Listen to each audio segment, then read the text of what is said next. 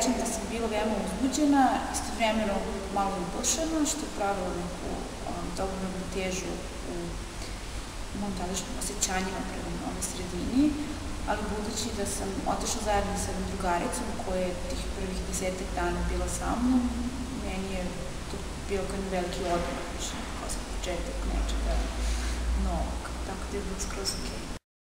Moj početak u Erfurtu je bio katastrofalan. Ja sam 2 nedelje kasnije dobila potvrdu od fakulteta da sam primljena. U to vreme su nama trebale vize za Nemačku, pa sam 2 nedelje kasnije dobila vizu i 2 nedelje kasnije otišla na semestar. Sve je već bilo počelo i trebalo mi je mnogo vremena da se snađem. Tako da sam imala mnogo problema i sa stanom, ali se to posle nekoliko mjeseci, već u 2. semestru je to sve bilo mnogo bolje. Na početku sam stanovala u gostinskoj kući Ministarstva kulture, Gästehaus des Kultusministeriums, ne znam kako se to bolje prevodi, i to mi se uopšte nije dopalo. I brzo sam našla drugi stan, jedan jako lep, ali veoma skup pansion u jednom selu blizu fakulteta, 2 km udaljenom od fakulteta. Stanovao sam prvu godinu u jednom veoma specijalnom i predobrom domu. Bio je u pitanju katolički dom, ERK, gde je atmosfera bila sjajna. Ja sam stanovala prvu godinu svog studiranja u Nemačkoj u garsonjeri, dakle u jednosobnom stanu, a drugu godinu svog studiranja sam stanovala sa svojom koleginicom sa fakulteta. Stan sam našla preko interneta, preko stranice koju verovatno svi ljudi koji žele da žive u Nemačkoj znaju, to je WG gesucht.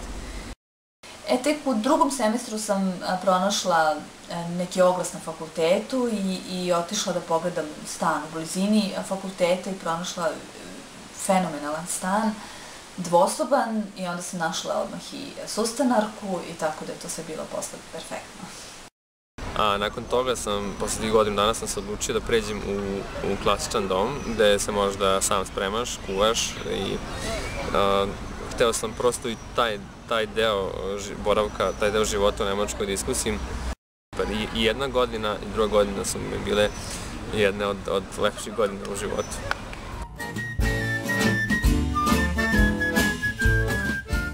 S njima je uvek lakše, dakle sa tim stranim studentima je uvek lakše uspostaviti komunikaciju zato što oni sami traže nove prijatelje, a pritom imaju mnogo više slobodnog vremena od ovih redovnih studenta. Ali na neke duže staze je ipak taj kontakt ostvarite sa vašim kolegama koji su stalno tu mnogo duži i u tom smislu nekako dragoceniji, zato što su oni tu da uvek izađu u susret. Ja sam se zapravo više družila sa Nemcima, verovatno zbog jezika, jer mi nije bio problem da razgovaram sa Nemcima od početka, ali sam stanovala sa jednom Gruzikom i upoznala sam dosta Gruzijaca, upoznala sam i, ne znam, Ruse, Beloruse, Azerbejdžance i tako dalje, ali sam nekako sa Nemcima bila u najbližem kontaktu i moje najbliskije drugarice su bile Nemice. Imao sam podjednak kontakt i sa jednim i sa drugima. Imao sam tu sreću da sam susreo otvorene i dobre ljude od samog starta i da smo se razumeli, tako da smo se družili kroz čitav taj period. Solidno, mislim da solidno. Ja nisam naravno do kraja zadovoljan i sa vremenom, nakon studija prevodanjima ovde u Srbiji 2 godine, s obzirom da ga slabo koristim, ide sve nekako teže i teže, uvijek mi treba malo vremena da se vratim na, malo više vremena da će mi trebati, mislim da par dana ili tako nešto, da se vratim na onaj nivo koji sam imao tokom studija.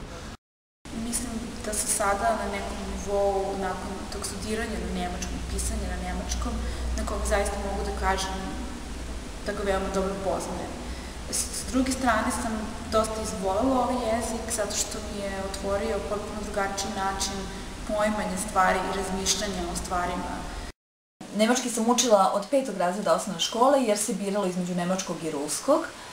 A pošto sam ja odrasla u Vojvodini i slušala i nemački i mađarski i razne druge jezike, nemački mi se nekako uvek dopao, imala sam podršku od bake i od mame i onda sam se odlučila za nemački jezik, strašno mi se dopao, pa sam ga kasnije i studirala i prosto nekako se sve to razvijalo. Ja uvek kažem kad me pitaju zašto nemački jezik, ja kažem iz ljubavi, a zaista iz ljubavi.